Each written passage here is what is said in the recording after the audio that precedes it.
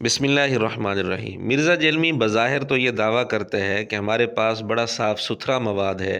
صحیح احادیث موجود ہیں، ہمیں صحیح حدیثوں کی موجودگی میں ضعیف روایتوں کی ضرورت ہی نہیں ہے۔ ساڑھے کو صاف ستھرا اتنا مواد ہے کہ وہی نہیں مکتا، عمر نو بھی مل جائے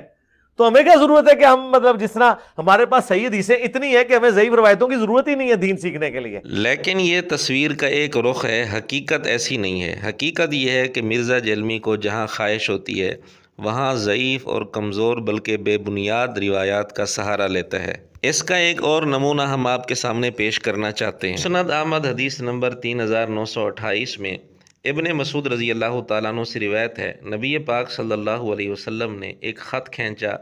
فرمایا یہ اللہ کا راستہ ہے، پھر کچھ خطوط دائیں طرف کچھ خطوط بائیں طرف کھینچے، فرمایا کہ یہ مختلف راستے ہیں اور ہر راستے پر شیطان بیٹھا ہوا ہے جو اس راستے کی طرف بلا رہا ہے۔ یعنی جو خط آپ نے سیدھا کھینچا وہ اللہ کا راستہ ہے، وہ صحیح راستہ ہے، اور دائیں بائیں جو آپ نے خطوط کھینچے، لکیریں کھینچیں،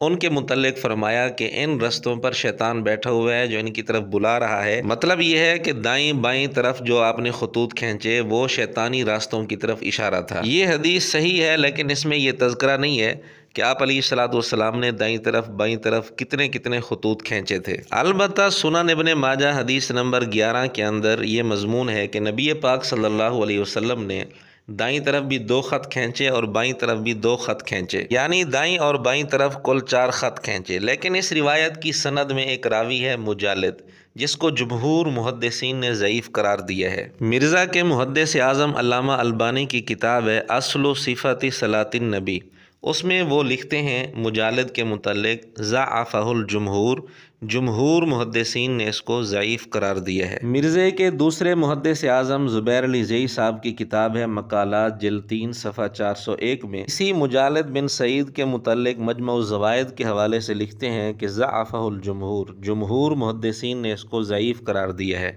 امام ترمذی رحمۃ اللہ علیہ سنن ترمذی حدیث نمبر 648 کے تحت اسی مجالد بن سعید کے بارے میں لکھتے ہیں وَهُوَ كَثِيرُ الْغَلَط، کہ یہ راوی بہت زیادہ غلطیاں کرتا ہے۔ میرے خیال میں یہ 3 حوالے فی الحال کافی ہیں جن سے معلوم ہوا کہ مجالد راوی ضعیف ہے، اس لیے سنن ابن ماجہ کی وہ روایت جس میں 4 خطوط کا ذکر ہے اس کی سند ضعیف ہے، کمزور ہے۔ لیکن مرزا جیلمی کی چونکہ اس سے خواہش پوری ہو رہی تھی 4 مذاہب کو باطل ثابت کرنے کے لیے اس کا جھوٹا سہارا وہ لے سکتا تھا، اس لیے اس نے اس روایت کو کئی ویڈیوز میں مزے لے لے کر بیان کیے ہیں۔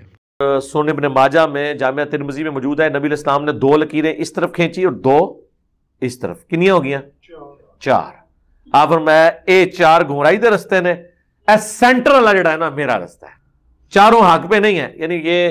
ہم 4 اماموں کو مانتے ہیں، اماموں کے نام پہ بنائے ہوئے فرقوں کو کہہ رہے ہیں کہ وہ غلط ہے۔ اس کا ایک طریق سنن ابن ماجہ میں ہے، اس میں الفاظ ہیں کہ آپ علیہ السلام نے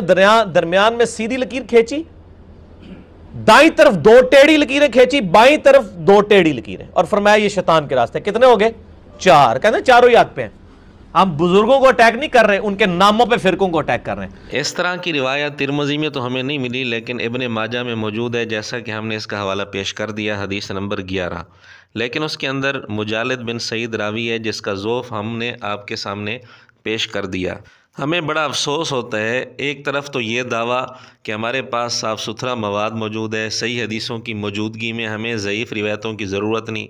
دوسری طرف اپنا مطلب پورا کرنے کے لیے ضعیف روایتوں کو بیان کرنا اور ان کے ضعف کو ذکر تک نہ کرنا، یہ آخر دوہرا معیار کیوں ہے؟ اب اگر تو مرزا جیلمی کو معلوم تھا کہ اس کی سند میں مجالد راوی ضعیف ہے، اس کے باوجود اس نے اس روایت کو بیان کیا اور اس کے ضعف کی صراحت نہیں کی، باوجود اس کے کہ دعویٰ یہ کرتا ہے کہ ہم صحیح حدیثیں بیان کرتے ہیں، ضعیف روایتوں کی ہمیں ضرورت نہیں،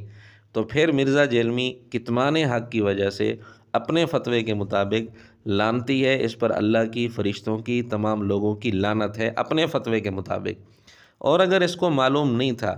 کہ ترمذی کے اندر یہ لکھا ہوا ہے کہ یہ راوی بہت زیادہ غلطیاں کرتا ہے،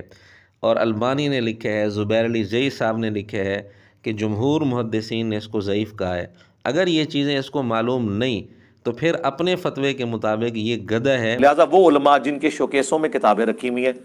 استفادہ نہیں کرتے، تو وہ گدے کی مثال ہے۔